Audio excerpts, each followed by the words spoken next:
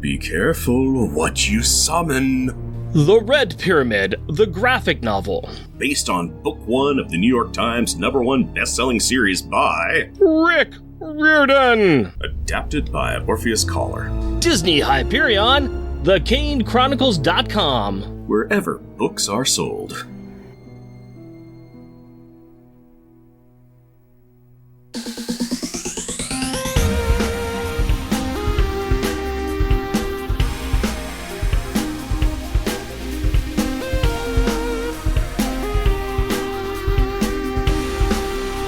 Welcome, dear listener, to our podcast. Jeff and Rick present Unpacking the Power of Power Pack, where we journey through each issue of comics that include a member of the most underrated Marvel series from the 80s while drinking beer. Analyzing awesome and amazing adjacent adolescent adventures and absorbing alcohol. I'm Jeff. And I am Rick. Random Banter is the unforgettable story of an American ambulance driver on the Italian front and his passion for a beautiful English nurse. Written by Ernest Hemingway. Random Banter time, buddy. Talk to me, tell me tall tales and tantalizing tidbits of trivia today. Is that the English Doctor? Nope. What is that? Farewell to Arms. Ah! Okay. Do you know why? Because... Oh, yes. Because that's good. I like that. Yeah. Coat of arms loses her arms. I was very proud of myself. That's why earlier when I rediscovered what I'd done, I'm like, All right. I will allow it. Allow me to just laugh at my own joke. So... Like, what are you talking about? Oh, okay. See what you did there. Very nice. Very nice, sir. I have not read Farewell to Arms, so I am much the poorer for that. I have, but it has been quite a while. I've read For Whom the Bell Tolls and Farewell to Arms, and I had at one point memorized the final sentences of each book, just so that I could whip those out in polite conversation to seem literate. And now that is gone. One, I'm glad that you took care of covering up that part of your memory with some inane trivia, because I approve of that kind of thing. And two, you are never in polite company. Impolite company. Polite-ish company. To be fair, I don't think you're actually in company these days. I'm incontinent. Meaning that I'm actually in the States. I think you're the other thing, too. But we digress. I have been watching a show that's been on for the past 3 or 4 years now, I guess. It's called Resident Alien. Have you heard of it? I know it. It's got Alan Tudyk. I've seen a couple of episodes. It is a show that I want to be heavily vested in, and I just have not gotten the impetus to start my journey with his story. I was asked by one of our friends to add that to my Plex server that they've got access to, and I was like, okay, sure. I had seen it kind of in passing, but I hadn't really looked into it. Asked them, is it good? They're like, you should watch it. So some time opened up for my wife and I on our schedule of things, and I'm like, let's try this out. We are laughing our little tushes off. It is very, very funny. It is just the right kind of humor. I kind of like the show because they use some of your non-traditional actresses and actors, and yet every now and again there's somebody that comes on, you're like, oh yeah, I like that guy, or yeah, that's pretty good. And Alan Tudyk is just a darn gem. Anything he does is delightful. Yes. I love him from A to Z. I love him as a chicken in Moana to a befuddly old general in Frozen to Quash on Firefly. Just anything he does, I'm happy. He is very, very fun. And on some part, this is just him being told, yeah, do your impression of Robin Williams as Mork from Ork and just have fun. To be fair, he doesn't reach some of the comic levels that Robin Williams would. His acceptance for the bit and being able to just dive into whatever goofiness he feels is appropriate and awkward is a delight. Just a delight. So yes, we are watching that and we are enjoying that, and that's just another recommendation for the couple of our listeners that are out there. I know you're out there. I can hear you breathing. Very close by, listeners. A little too close. It's uncomfortable sometimes. I got a window behind me, and to see them lurking and staring in while we record every time is just... It's a little too much. Just Jeff Bollier. Just Jeff. I mean, well, that's okay. I'm all right with him. Potentially he could, I'm just saying. glad that you got hooked in on that and gave a further drive for me to try and catch up on that. I finished off Fallout. I enjoyed that. That is good. That is really good. That was really enjoyable. I like that a lot. I actually want to give that a rewatch. That was very enjoyable. I really liked it, tied in with the Fallout video game universe very well. They were very faithful adaptations to that. They did little things where it's like, oh, is this non-canon? Is this? It's like, it doesn't matter. It's just really enjoyable. I also finished off Bad Batch, which highly enjoyable. I think that's really great. The end episode on that is a great transition from the Clone Wars into the New Hope generation of things. Yeah, there's a lot of good TV out there. Also, I went and saw the Aurora Borealis last weekend. Yeah, I don't want to talk about that because I did not. I thought, you know what? It's like Friday night. I'm a little tired. It's not going to really show up at all. I'm not going to go out and look. Shame on you. Apparently, anybody around here could have just stepped outside and been able to see it. Even though we live in the middle of a town. It's like insane. So Saturday night, I was like, I'm going to really try to do this. In fact, I found myself out in the Gresham area and decided to just head on out into the gorge and just see what I could see. Going out to the gorge, looked up, like, I wonder what Crown Point's looking like. You could see the line of cars backed up all the way down to I-84 from Crown Point. Nope, not even going to try that. Went out to Rooster Rock. They had Rooster Rock open, no charges. You could go in and park and just sit there and look out at the gorge. Nice. Was the Aurora out on Saturday? No. Yeah. No, it was not. There was a little bit of it out. You could see it through your camera, I know, over where I'm at, but a brief moment, and that was it. And I was like, I was sick and exhausted on Friday, and I got finished playing my D&D game, and Hillary's like, hey, the Aurora's supposed to be out. Do we want to go look at it? I'm like, ugh. We've seen it in Iceland a couple of times. It's amazing. I don't know how good it's going to be here. What's going to be the point? I just want to go to bed. I walked outside in the backyard. I looked up and I said, yeah, okay, let's go hunt it because it's right there. She's like, what? I'm like, just come outside and stare up. And she's like, oh, yeah, that's it. Okay, cool. So we went out to Stubb Stewart. Just hating you. That was the other direction version of Crown Point. It was stupid to go there. We went out there and line of cars leaving, line of cars going in, took forever to get in. We got parked kind of out at the back end of it where you could have little tree blockage, but you could see up and you're like, yeah, there's the stuff and it's fine. It's not great. This is kind of pointless. So we eventually left. Aurora was sleeping in the car the entire time. And on the way back, we said, let's hit a sub road on the way back on 26. And went down a dark road and had massively good views. And I've got some really good photos that I still have yet to put up. Beautiful. Got to see pinks and reds and the greens and white colors and flashing aurora. And it was from horizon to horizon. It was amazing. Just driving down 26, like North Plains was looking at it. It's like, yeah, that's cascading looking sheets of the Aurora Borealis, which is unbelievable here because normally when photographers run out to Larch Mountain and stuff to go see there's a chance of the Aurora Borealis happening in the Portland area, and it's like just kind of a little color on the horizon. It's pointless, but this was it was amazing. See, I'm only seeing red right now, so I would like to move on and talk about this book instead because then I won't see red. Oh, I just looked at the cover of this book and I'm seeing red again. You're gonna see some red. Okay, fine. Let's just move on. Jeff, can you give me a 2 cents replay from last episode? Having survived their explosive free-falling escape, the powerless Avengers Academy students defeat Big Zero and make their way to Coat of Arms Magic Lab to reclaim Reptile and White Tiger's mystic artifacts. Meanwhile, Stryker tricks the Enchantress into getting him the antidote to the spin tech, which Vale then shares with Hazmat and Metal because Stryker is busy getting turned into crispy bacon by Jeremy Briggs. Now that the Metal and Hazmat spent a bunch of time making out while they didn't have their powers, 2 sentence replay is over, why don't you give me a beer and tell us what our Power Pack pick is? My pleasure, my friend. I'd like you to go ahead and take a look and see what we've got in this nice little brown paper bag that I have dropped off on your doorstep once again.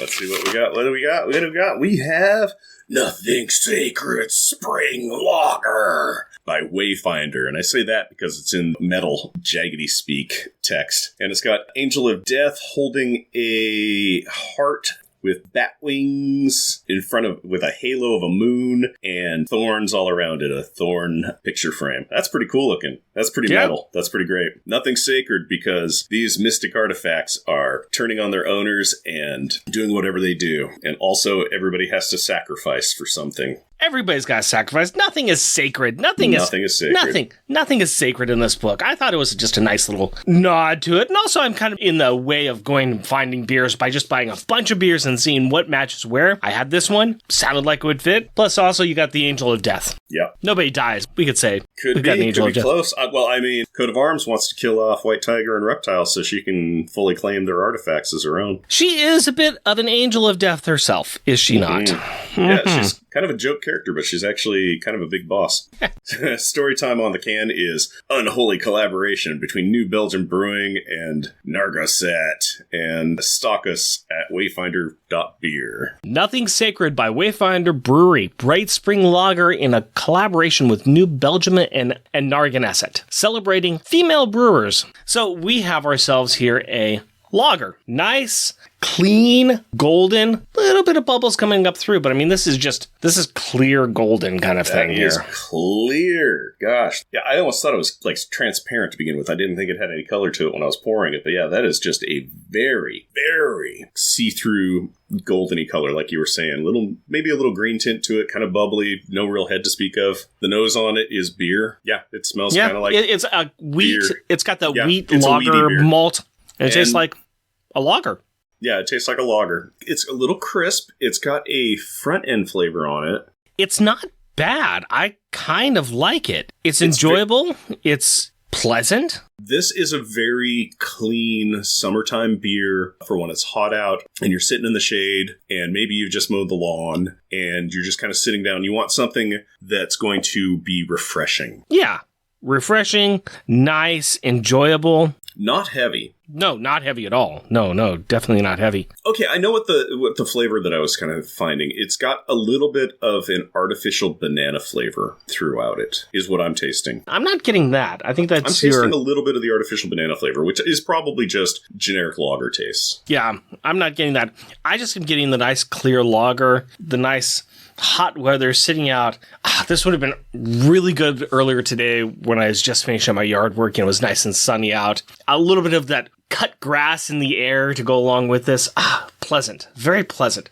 I'm not getting that any artificial flavor at all. I think that this is nice and clean. I think this is a nice, clear... It is very enjoyable. It is very mild lagerish. It is just, I'm getting some kind of note in there that is reminiscent of an artificial banana flavor. To each his own. It's got like a little drop of banana Slurpee in it, is how I'm tasting it. And I don't know why, but that's the flavor profile I'm picking up. You've been sick, man. That is your mind playing tricks on you. This is true. I have yet again been sick for basically 5 months straight. Huzzah. Don't sell yourself short, man. 5 years straight. 5 years straight. Yeah, well, no, Aurora 6, so it's been a little longer than 5 years. All right, let's just move on to the opening credits and see if we can get through this, and hopefully Jeff does not step on a banana peel. Avengers Academy, Volume 1, Issue Number 36, November 2012. Final Exam, Part 3. Credits. Writer, Christos Engage. Penciler, Andrea DeVito. Inker, Corey Hampshire. Colorist, Chris Sotomayor. Letterer, Joe Caramonga. Editors, Bill Roseman, John Moisen. Featuring Finesse, Hazmat, Lightspeed, Metal, Reptile, Striker, White Tiger, and X-23. Yo, do you smell something? Yes, I smell the fine smell of plastic toys, aged paper, and awesomeness.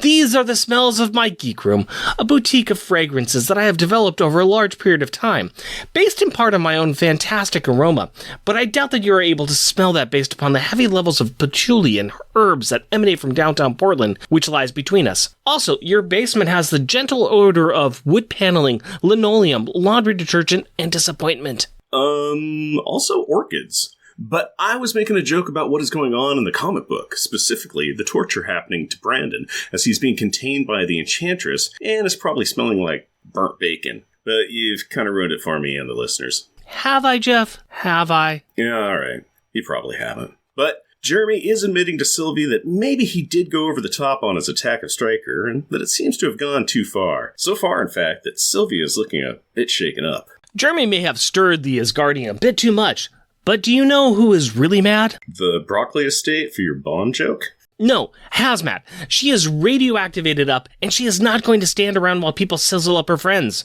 So she attempts to provide some free X-ray photographs to Jeremy and Sylvie. These two exit stage left, and Jen checks in on her friend, who has received multiple facial burns as a result of Jeremy and Sylvia turning his powers back onto him. Ouchies. Metal and Vale appear in the room and, unlike us, they do not point at or laugh at their fellow Avengers' disfigurement. We each make choices in our lives. At this point, they decide to move on and have Stryker and Vale try to blast open the safe to get out Hazmat's hazmat suit. That leaves the star-crossed lovers to pine over their awkward predicament. Actually, Ken has an idea. He still has not changed back into his metal form. He knows this because he has tried to put fridge magnets on his forehead, and they've not stuck. They always used to stick on his noggin before. Okay, and so what is his big idea? He wants to over-radiate himself to jumpstart his powers, kind of like hooking up jumper cables to his ears. And the Springfield power plant. Yeah, this is a bad idea, and Hazmat agrees. But Ken lures her close to him with his charms and wily ways. Then he turns green and brittle and slowly starts to die as his skin starts to blister and burn. His reasoning is sound, though. You see, Norman Osborn slowly cut the big guy's skin off when Ken's powers first kicked in. So, by forcing his death, this should and does start to metal up the Metal Man. They even kiss as the soft, warm glow of isotopes burn their love like the inside of a nuke. And there, in the fallout of their love, is a metal and a hazmat. Speaking of which, Stryker and Vale have returned with Jen's suit. Timing!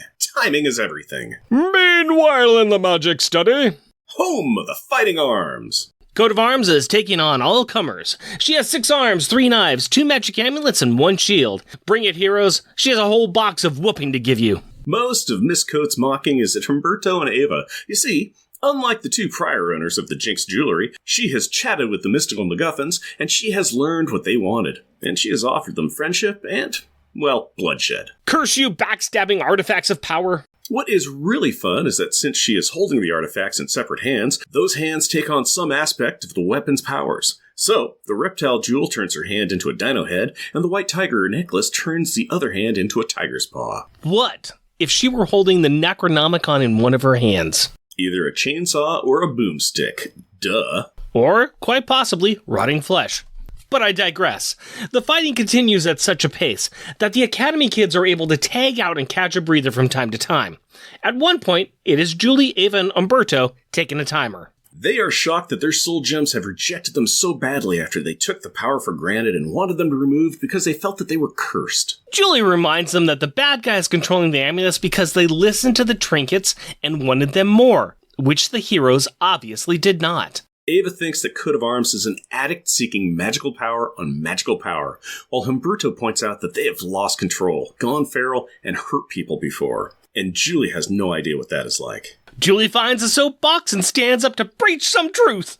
To sum it up, she informs these two that it is time to put on their big boy and big girl leotards and stop being so wishy-washy. You want to have your amulet and a simple life? That cake just don't exist. Own yourselves, kids. Make a choice. Julie makes a choice herself. She grabs a fire extinguisher / flamethrower and attacks the sorceress Hexabrachias with the improvised weapon, which pretty much fails instantly, but does net Julie a nice dagger to her shoulder as a parting gift. Okay, it is time for these two to jump back into the fray by saying, Avengers Academy Assemble! Which is just the worst possible battle cry ever. As these two get into tight quarters, they grab their respective jewelries and pull. And now we are in the White Hot Tiger room. Meow. Indeed. The big greenest spirit tiger is about to have a word to its former host. First, this is a giant cat, and it behaves like one. Very much a lazy, have-no-care attitude. This is the power behind Ava's amulet, and it does not care what Ava wants, needs, or cares about. So, it's a cat? Yeah. The thing is, Kitty wants to come out and play, but Ava says that it is a curse of uncontrollable abandon when that happens. You know who does not think that? Coat of Arms. She wants to let the cat out to play. She wants to let the cat out to play a lot. So, what is the price? How can Ava make this work? What does the kitty want? Catnip. And steak. And 1 night a month to play. But first, Ava has to really, really, really want it. It isn't for some lame reason like friends or family. No. Ava has to admit that it is her legacy, and that she has the eye of the tiger. So what? We're doing a Survivor song now? Funny you should say that, because right now we join Jeff Probst on the newest season of Survivor, Dino Planet. Oh, there is going to be a dozen bloody corpses soon. True. In this case, it is just Humberto and the Hag of the Pits. She has some complaints to express to the discarded, disappointing Dino Dude. This is the line in the sand time. Humberto wants to be a champion, but he needs to choose it, not to be forced into it. Humberto, bright boy that he is, gets smart with the old hag and starts to pull out literature references. That earns him a well-deserved slap. So, the price of this trinket is that one day Dino Boy will need to stand up and protect all dinosaurs. Okay, I think there is one problem. Dinosaurs are extinct. I think that we're looking at other worlds besides Earth. Ah, so what you're saying is there's a chance. And it looks like Humberto is willing to sign up for this plan. Now we're back to the here and now, or the there and then of the comic. And it looks like Coat of Arms is now facing a couple more in-tune heroes, and Finesse and Laura. After a combined quad arm removing attack by Laura and the White Tiger, and a ram by a Triceratops, Swam! Coat of Arms is down and out in Beverly Hills. And then the other four heroes show up. Of course, it is after all the fun has occurred. Julie notices Brandon's new scars, but he brushes that off. He'll deal with that later. Right now, there is a real problem. Laura's really sick, and I'm not talking about a Jeff and his family sick. Hey, that's not fair. Please tell me which of your family members has adamantium poisoning. Our cat? Right. Well, the team has to solve this problem, but what can they do without their powers? No problem. Some of them do have powers, which they use to break into Jeremy's vault, and they steal themselves some yummy drugs. Okay, now the team is back to full health and full powers, and it's time to face the bad guy and stop their full-on attack on society and superheroes as we know it. Unfortunately, since they spent all of this time goofing around getting their powers back, they seem to just be a moment too late. Jeremy is launching missiles out with Clean Slate Drug as the payload. Shakum! Shakum indeed. All right. Like I said before, we are going to see some red. Let's take a look at this cover, which is red. Well, most of it, sort of. Yeah, 50-50. It's black, and then got Final Exam Part 3 of 4, Avengers Academy in red, and then we have Reptile Boy, who is screaming as he's got it's like he's kneeling on the floor and looking up, and he's got these two reptiles coming out of his hand, like a Tyrannosaurus in one hand and a pterodactyl in the other one, and it looks like he's got some kind of reptile collar around his own head. Stegosaurus tail and back spines. Yeah, being wrapped around his neck. Yeah, and his torso. He's being overwhelmed by dinosaur powers that seem to be consuming him, and he has no control over them. So this is going along with a theme for the last two books and this one, and it's going to go on with the fourth book as well, where we have individual members who are showing their powers kind of turning on them. This one feels more in line with what the book's talking about. The other ones have been fine, but this one's really tapping into some of his fears. It's him and White Tiger's fears, really, they're talking about, and they're having the confrontation with the powers themselves. But this feels really in line with what we've been talking about with the conversation in the book. They like having their magic amulet powers, but they don't like the fact that sometimes they lose control and that the amulets seem to be exerting more and more influence on them, and that the more that they use the amulets, the less of themselves there is. Yeah, so in this case, it is very much Humberto being consumed by the dinosaurs that he can morph into. Yeah, and I think that this is a very cool picture. I think it's frightening, and I think that it's really telling a good story on this as well. Yeah, this is total body. Yeah, it's one of my better ones that I've really liked on this. I think that this really works well. It's done, of course, by Giuseppe Camuncoli, who has been doing most of the covers of this book, and it's really good. It's really enjoyable. I like it a lot. It's creepy, because, it is just being overwhelmed by your power set and just morphing uncontrollably. And the way they're drawing Humberto, he looks terrified, and he is screaming in panic. It's like he is both drowning and terrified. He's multiple. He's just, eyes are circles are wide open. His mouth is a circle wide open, just either gasping for air or screaming for help. He's not in control here. Yeah, it's good. It's interesting. And it kind of brings us into our conversation about both amulets. This is an opportunity for them to go in to talk to those spirits or those entities that are providing the power and providing the amulets to these two heroes. We've got White Tiger going to see the mystical tiger energy. I mean, there's a lot that we could be said there. There's a lot of interpretation of what exactly this is. We've got a plain white room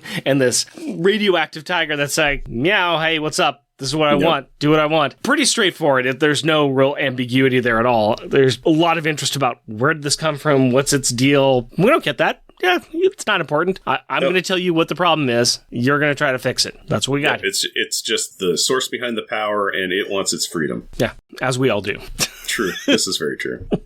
And then we have Umberto, who is going back and he is having himself a little chat with the Hag of the Pit, who we did see a few issues back when the Runaways went to Dinosaur Planet. Hag of the Pit was there talking to Moon Boy, but we see him finally get confronted with her, and she lays down that this is more than just a fun little toy, a fun little trinket. This is you are signing up to do something. You are signing up to be the hero for this land and these people, and you need to accept it. Yeah, it's the whole concept of it is he is a chosen one, and he's going to need to protect all the dinosaurs or Dinosaur Planet or Dinosaur Reality or the realm of the ancients, whatever the heck it is, probably against a threat of the Celestials. Yeah. He doesn't have a lot of negatives, and this is really a nebulous, you're going to have to defend the dinosaurs, and it's kind of like, that's the price I'm going to pay? Yes. And you have to choose to take this price on. Yeah, okay. It's fairly easy. He's fairly flippant with her, the creator of his amulet, talking about, oh, it's the hero's journey, da-da-da, I know about this. And she's just like, you don't get it. You don't want this. You treat it as a curse. Do you want to be the champion? He's like, I do with all my heart.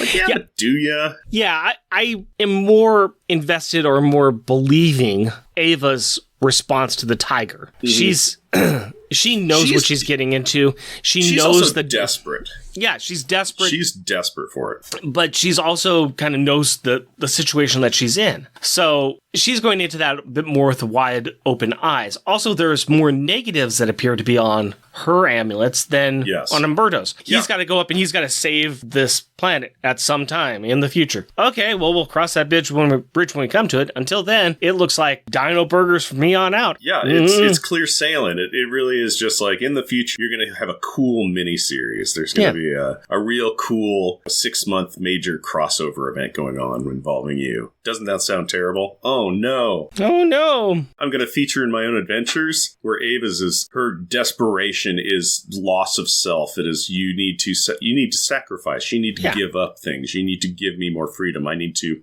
have free reign. Those things that you're terrified of, those moments when you lose control, you need to have more of those so that you can have your powers, so that I will give them to you. And she's desperate. She's like, okay, whatever. Yes, I'll do that. I'll do it. Sure. Okay, yeah. And she already knows that there's going to be some massive negatives in here, too, because she already knows that there is a want or a need to be with those amulets, that it's not as easy or as simple as anybody else's powers, with the exception of probably Hazmat and Metal. You know, there's some real negatives that are going on with them. Umberto doesn't really have that. So there is a bit of a difference between those two. What do we think about Julie standing up and saying, this is what you guys need to do? She was granted her powers by an alien, and there have been times when she's had the opportunity to not use them. It hasn't necessarily caused... Well, there has been some issues with her having powers. Her having powers and not telling her family has caused a lot of heartache, a lot of issues in the past. But the powers themselves are not something that have necessarily turned on her. There's not a price that she has to necessarily pay for them. Yeah, there's no requirements of her for having them. There's no detriment. There's no negatives. There's no, oh, you have great power, but unfortunately, this is the price that you pay. It is pure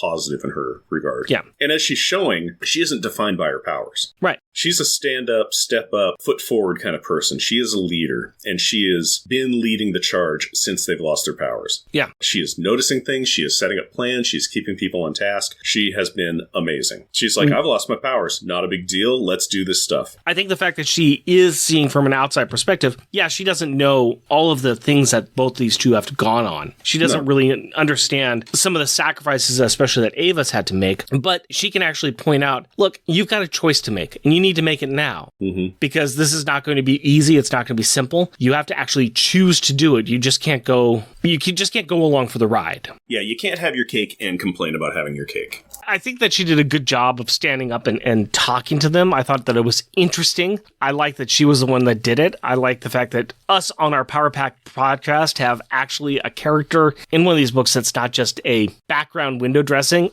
Alex, but they're actually really interacting and making the statements to move the plot line and move the story forward. And I think that that's fantastic that Julia's got that opportunity in this book. Yeah, she gets to shine. She really does. She's been impressive. She's not wishy-washy. She doesn't feel like she's out of place. She feels like she belongs. She's making her presence known. She is not needing anybody's approval. She's speaking truth to power, too. She's telling people, it's like, yeah, she has your power sets now because she wanted them. You didn't. Don't be shocked that your powers are gone. You're not standing up for what you say you want. Do something about it. Yeah, Julie's great.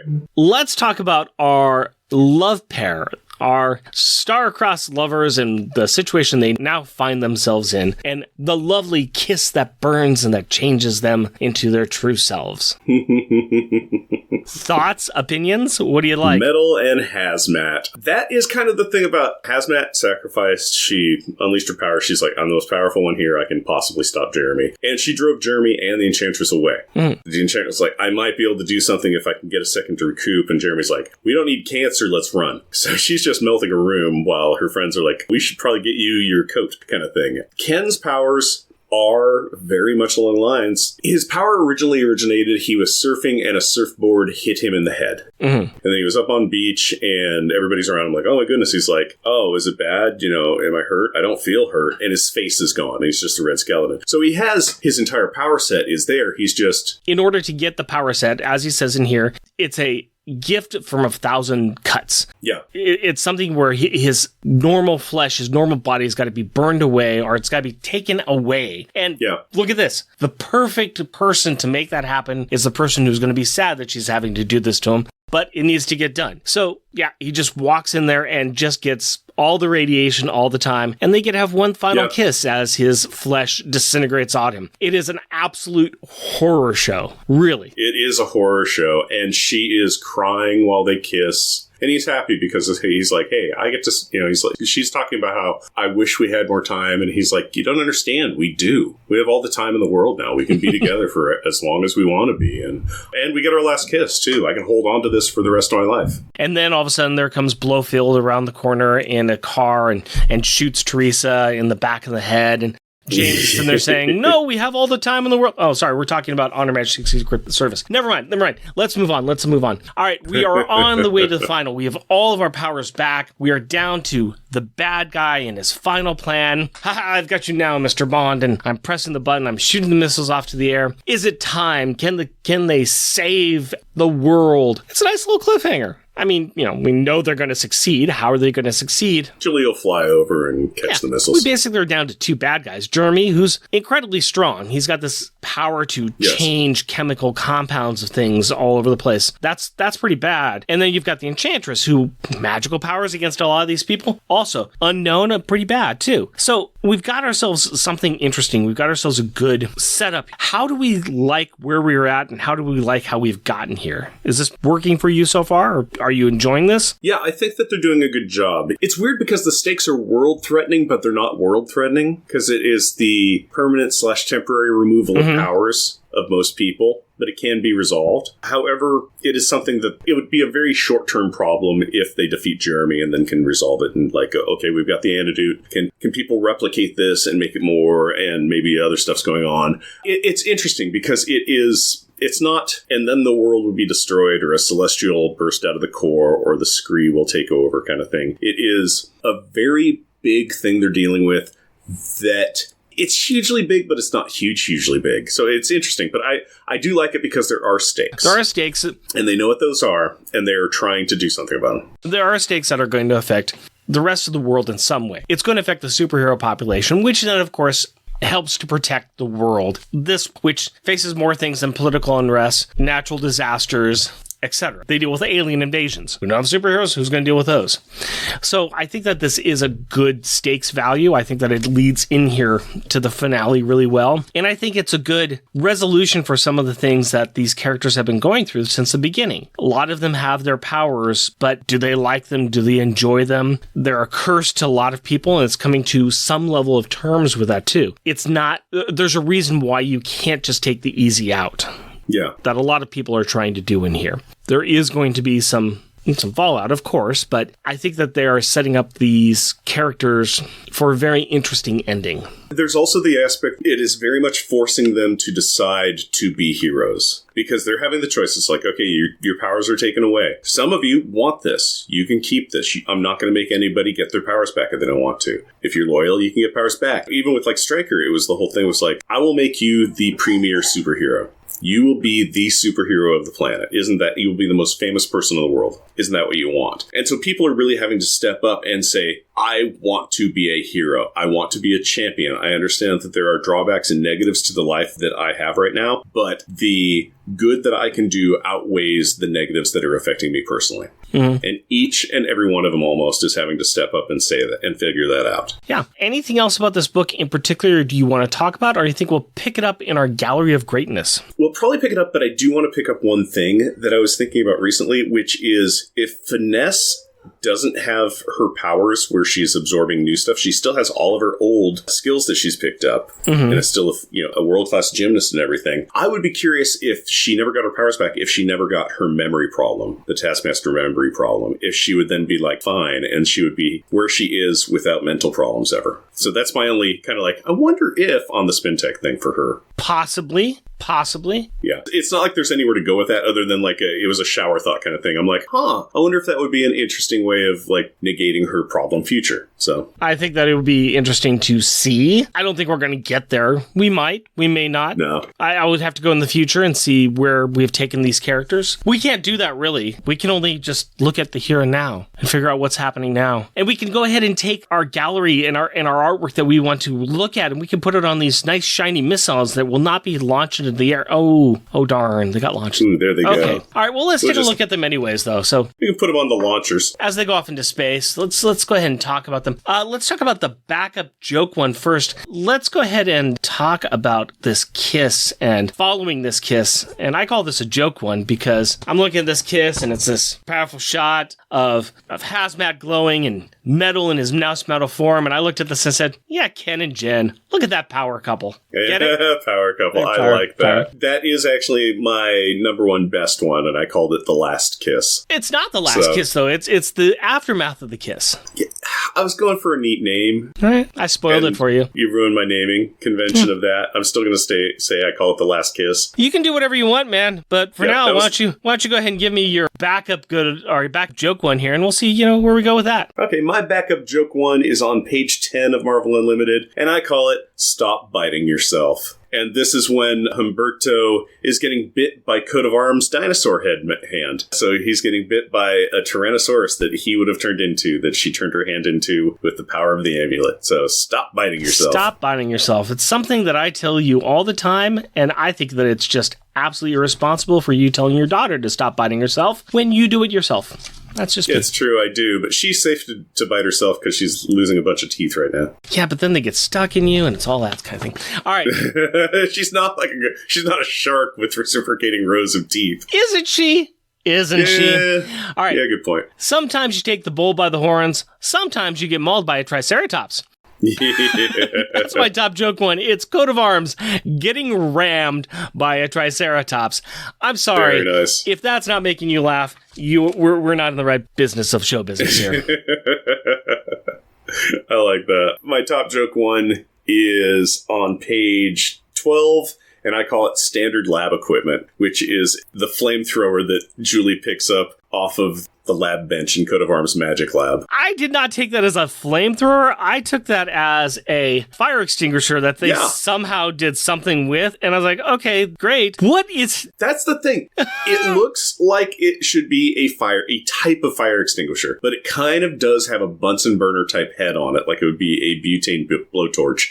However, it literally shoots a 3 to 6 foot sheet of flame out of it. It is the most stupidest, ridiculous thing that has ever comicked in a comic. It is just like, this is simply a prop that is there so that Julie can use it to show she doesn't need powers to be powerful, and then she gets stabbed, so she gets a free dagger. This is just dumb. I do not know why. I mean, other than a Mercado base in Antarctica, which obviously has flamethrowers all over for the things, there's no reason for this flamethrower to exist in a lab.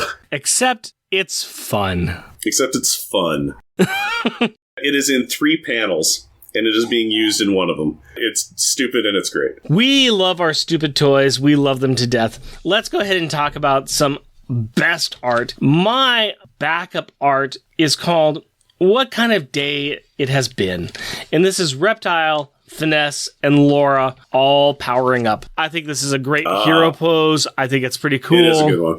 Yeah. It's very neat. They're all getting ready to cause a hurt down, and they're all looking very beat up. They're all looking kind of scratched, torn, and Laura's looking really pained. It's not bad. It is not bad at all. Yeah, they got some shadowing on them that makes them look even more defiant. Mm-hmm. It's a good one. What is your backup best one, sir? It is on the next page, which is 18 on Marvel Unlimited, and I call it Be Glad They Cut Low.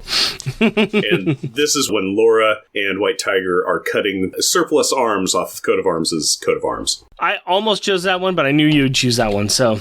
We see a lot of repeats because there's things that are good. Now, I would like to go ahead and say this. My best one is what you wanted your best one to be, but you actually got the wrong one, because this is the last kiss. Yeah. This is the last kiss. This is... I get it. Where we have metal melting. And it's the melting point of metal is one hazmat. So they're kissing and his body is cracking and falling off and you're seeing the red metal down below. That's good.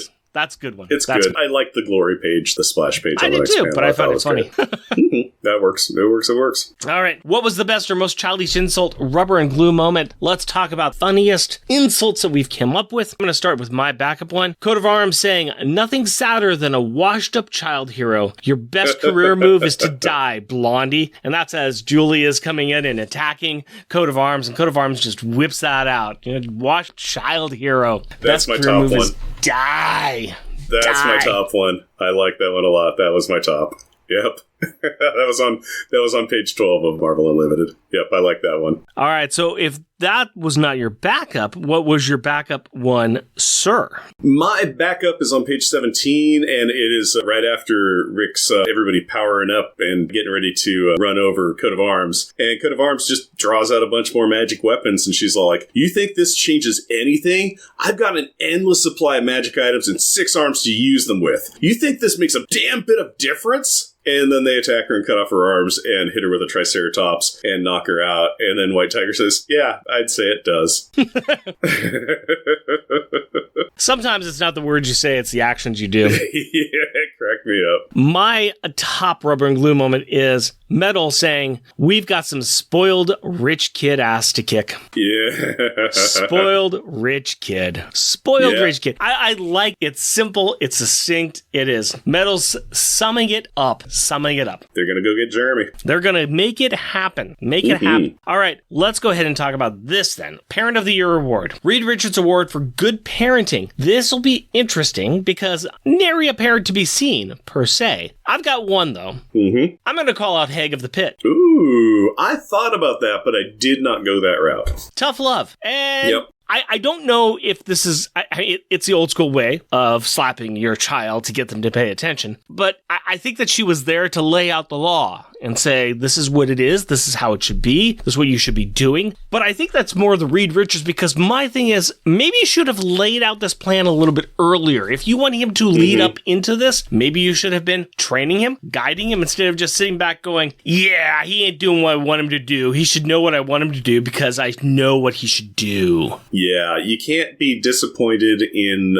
we'll say, God, not even a ward. You can't be disappointed in the person who inherits your power source when you are present, but you don't tell them anything. You just observe. Yeah. It's that judgment from afar where it's like, you're doing this all wrong. Really? Because all I know is I have a stone stuck in my chest and I turn into dinosaurs. A manual, a guide, a Jimmy Neutron cricket on the shoulder, something. No. Yeah, a little heads up.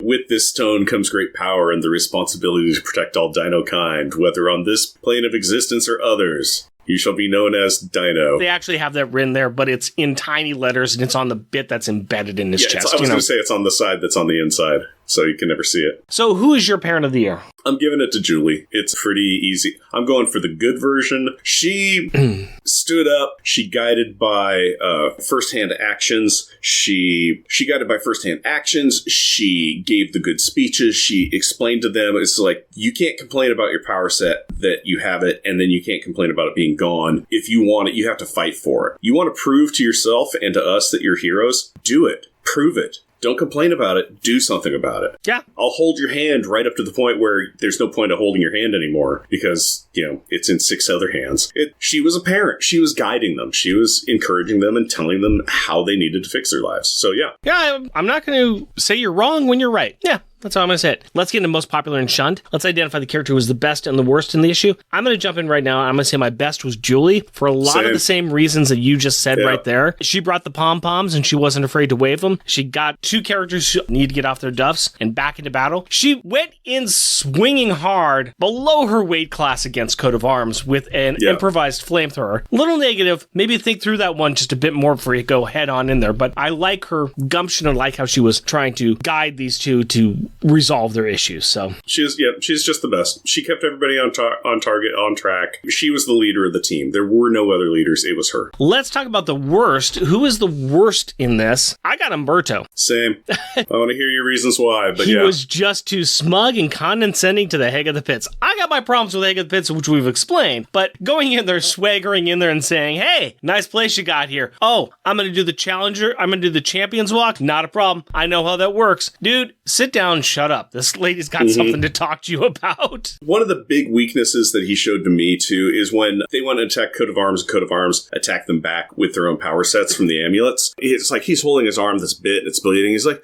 my gem, it attacked me. I can't believe it. And White Tiger's all, me too. The tiger amulet rejected me. And Humberto's all, we should run. We can't win this. Yeah. Okay, then you definitely are not a hero. It's not about whether you can win it or lose it. It's about you're giving it your all. You're trying your best. You're being a hero. Yeah. Especially the fact when you're going to give up that quickly. Your powers were taken from you, and then somebody wanted them more than you, and you said, I guess there's nothing I can do to get them back. We should just run. There's nowhere to run to. No. And also, how is this going to prove that you are the hero that you want everybody to believe? How are your amulets going to want to come back to you if you're going to give them up that easy? Yeah, they were forcefully taken from you to begin with, but now you're just giving up on them entirely. Yeah. Humberto was the worst. All right. Well, we are in agreement there then. I guess the next question for us is, where are we going to rank this book on our ever-growing list? Fantastic Four 555, Fantastic Four 588, still at the top of the list. Down at spot number 12, we've got Fantastic Four 585, Kings of Atlantis. Down at spot number 24, we've got Avengers Academy number 31, Protective Services. Fake fight time to let the X-Kids escape. Woohoo! All right, so down at spot number 36, Fantastic Four 604, Frank makes Galactus's Herald. Fun. And spot number 55, FF number 5, The Sounds of War. Old Atlantis is destroyed, and Reed comes clean with Sue. And of course, we still have the one at the bottom. This one, ranking this one against the other ones along this path, they've been kind of in the middle. Our number 35 is in spot number 38. Yep. I think that this one's a little bit better. I like that we're finally getting some closure. I think we're seeing some more character development. I think we're seeing the storyline really coalescing together, and we see where this is going. So in my opinion, I think this is better. It is better. Is it better than number 34, which is in spot 31? And that's where their powers are taken away because they went to go check out Jeremy Briggs and his trustworthy tech. I think so, because we're actually getting some closure and we're actually seeing the journey take place. And so I think it's getting better as it's going. I agree. Let's see here.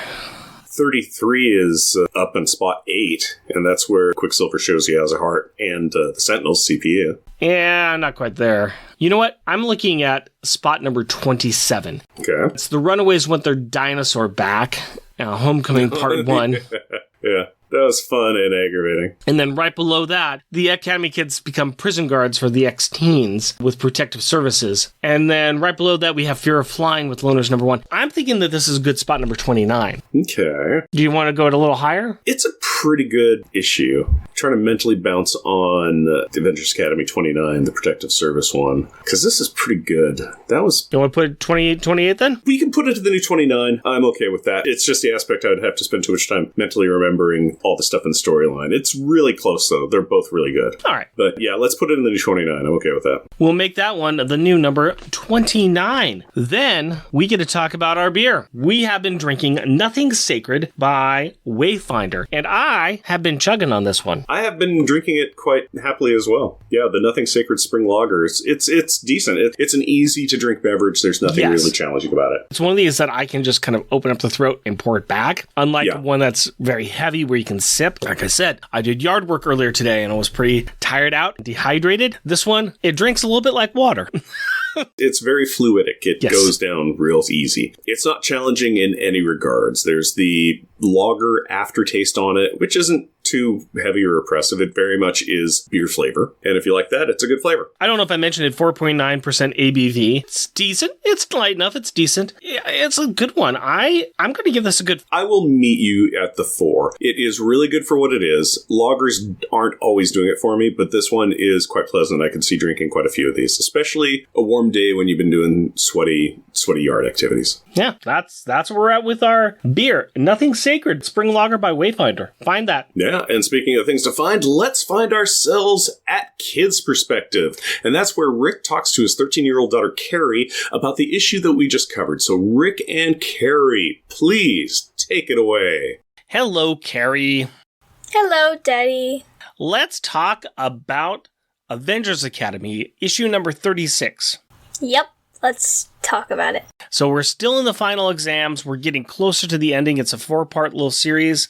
Yep. What are some of the big themes that occurred in this book? What's progressed in the story for this part of the story? It's kind of like the final battle. People trying to get their powers back because they really want their lives back, their powers back. It's who they are. It's who they are. Sort of, but it's also they need to stop Jeremy from taking away everybody's superpowers, right? Yeah, that'd be pretty bad. Right. And the only way they can do that is if they have their powers back, too. Yeah, which they just drink from a little syringe and yup, they're fine. Totally not suspicious, like green liquid. No, never, no. They know that this is the right stuff that's going to fix them. How they get there. There's 3 people who really have something to go through. Maybe 4 people that have something to go through. So who does this really focus on in this book? Who are some of the characters that really get focused on in getting their powers back? There's like Reptile, White Tiger. Mm-hmm. Julie's kind of there. Yeah, Julie's fine either way. She kind of helps them out. Yeah. Mm-hmm. But then you also have Metal and Hazmat, right? Yeah. Who honestly didn't really want their powers back in the first place, but then decided they have to help their friends. Yeah. Hazmat wanted to help her friends, and so did Metal. And then Hazmat took the little liquid thingy, and then Metal... They both took it. But Metal didn't change right away. He needed to get injured and lose all his skin, which is very lovely, honestly, yeah. Thought you'd like that. Big picture of them kissing while his skin's falling off. Pretty nice, huh? It's like some of the worst things I could ever imagine. You don't like zombies, you don't like kissing, and that picture kind of is both things at once, isn't it? Yeah. It's very dramatic, though, so that's good for whoever likes that. Yeah. All right. Let's go and talk about White Tiger and Reptile. What did you think about their stories? I like the tiger. You like the tiger? Yeah, the tiger. She went into, like, her little crystal thingy, and then White Tiger, she went into the little tiger crystal amulet thingy, and then the tiger was talking to her, and they were arguing about power and control, and then... She has to really want it, right? Yeah, for a real reason. Yeah. Compare that to Reptile and what he was told. He was told that this old lady was really disappointed in him. Yeah, he has to do better. Yeah, he has to do better, and she slapped him, and he's like, okay, I deserve that.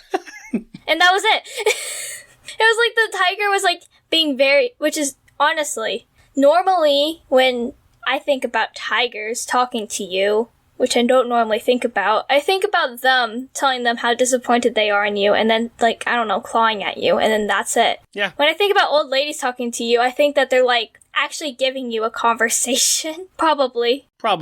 Yeah, I think we need to get you in front of more old people that will slap you. I don't think I actually want that. Nope.